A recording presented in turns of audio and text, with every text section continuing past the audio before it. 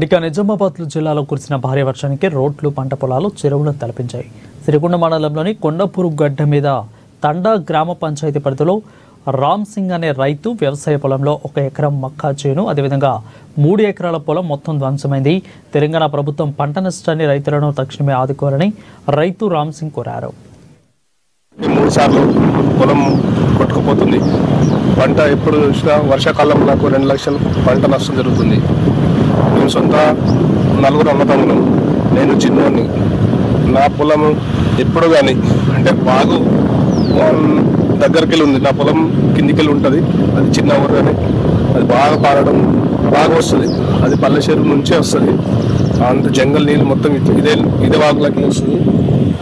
గత నాతో నిజంగా చాలా మంది పంట నష్టం జరుగుతుంది.